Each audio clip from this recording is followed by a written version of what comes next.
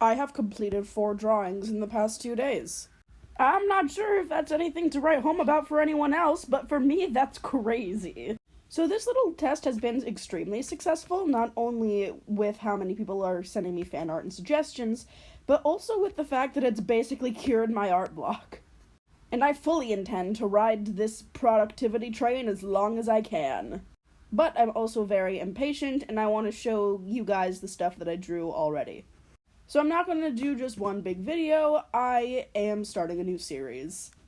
I am dubbing it Art Redraw, as I take things that my readers have sent me, be it fan art or a comment, and I redraw it.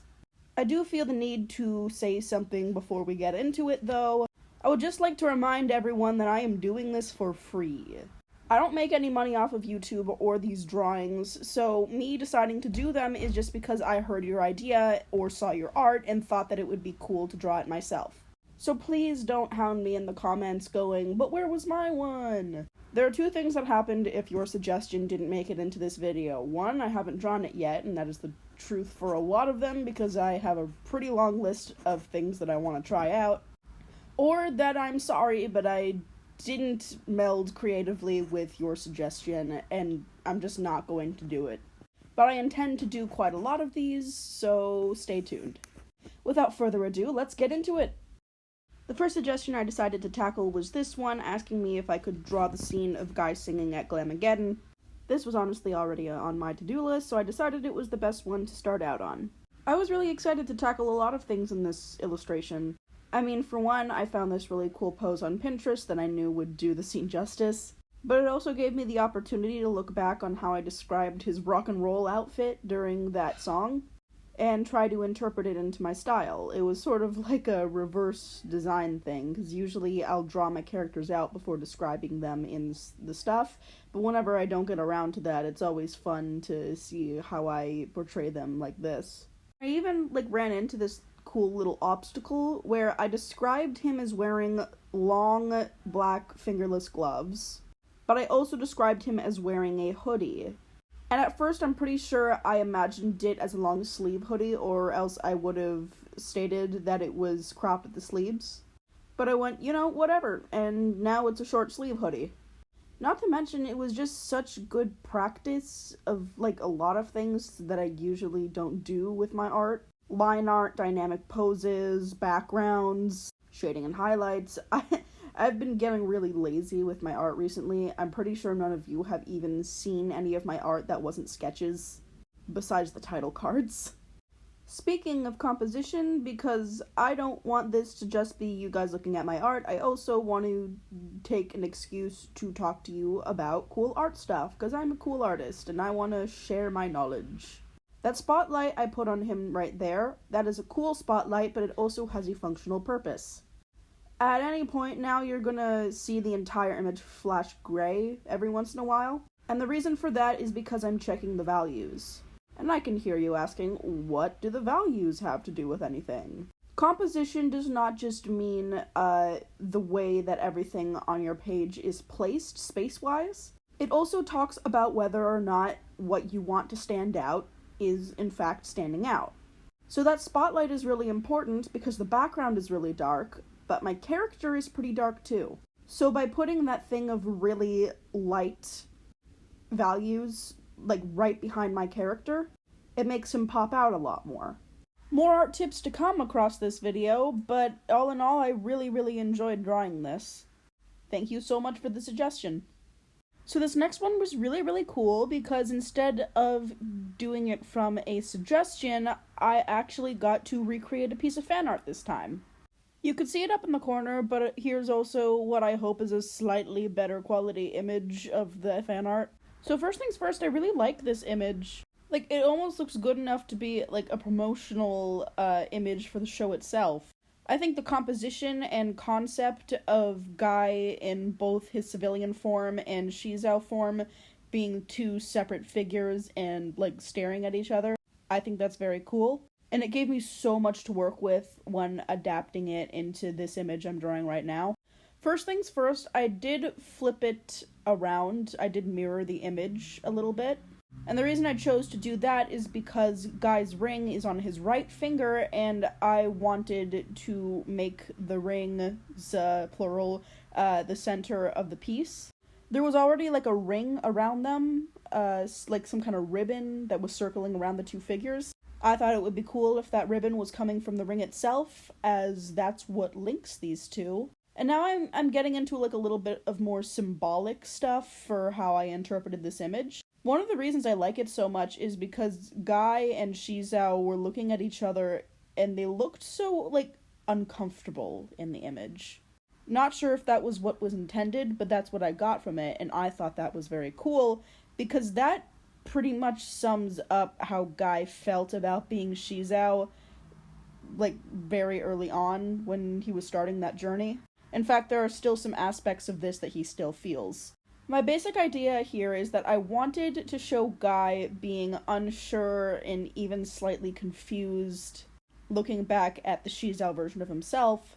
But for the SheZow version, I wanted her or him to represent less the Guy version of SheZow, and I wanted her to more represent the legacy of SheZow itself. Now, this is just solely based on Guy's feelings, but Guy feels as though him having the ring is an affront to the legacy. Guy feels as though if SheZow were its own separate entity, it wouldn't like that he had the ring. So the SheZow version of himself, that figure over there, she's kind of looking at him with, like, confusion, but also contempt, like a little bit of anger. And I gave it an almost, like, dreamlike background to kind of show that, you know, this isn't real, this is mostly just in Guy's head. But oh my gosh, do I love this drawing.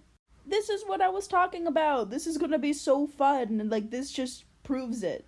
I would also like to add just a little bit of a technical note now, but I learned this tip from another artist online that I sometimes follow. When you are shading, form shadows, the shadows that show the form something has, are soft. You want to blur the edges of those.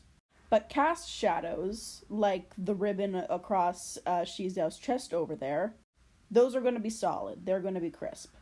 Now, of course, if you want to just do straight cell shading and make everything completely solid, you can do that as well. But if you're putting a little bit more effort into an image and want it to look like professional and finished, that's a way to go.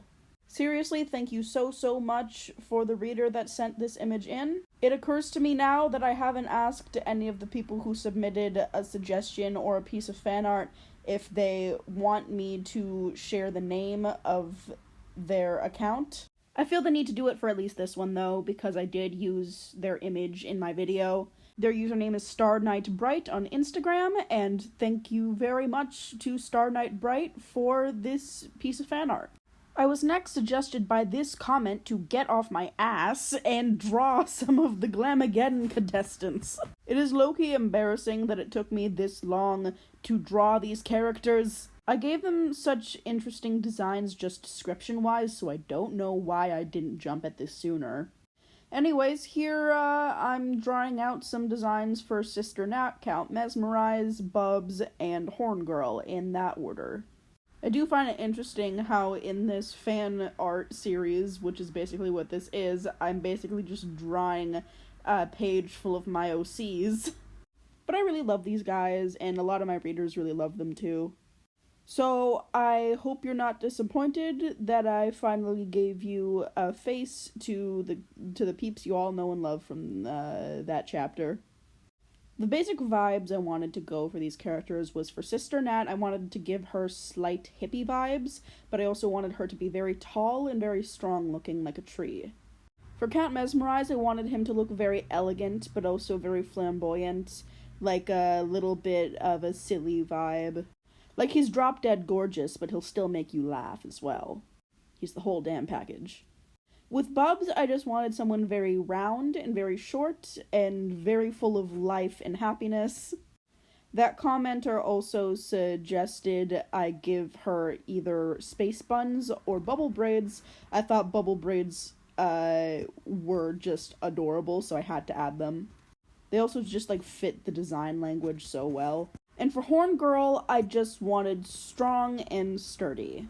So, like, the kind of go-to body shape I give my female superheroes. Like, really broad-shouldered, muscular, that kind of stuff.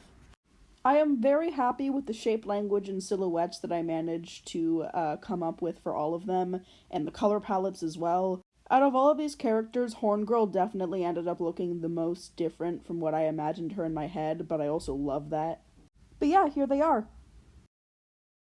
Finally, and like I said last time, I accidentally interpreted the first request twice. They originally asked for a drawing of guys singing, but then they later suggested that maybe Glamagedon would be a good way to do that. But I accidentally interpreted that twice, so we have that picture of guys singing at Glamagedon, but now we also just have this nice little image of guys singing, and I'm sorry for the very obvious quality dip. Something very weird happened. Whenever I tried to export the footage, it came out backwards. I think that might have something to do with the fact that I flipped the canvas early on in the creation process, and for some reason it never shows when you flip the canvas, at least in the time-lapse recordings. Weird, but we just gotta put up with that. Don't worry, I'll show a better quality image later. But seriously, thank you all so much for any comments that you've sent.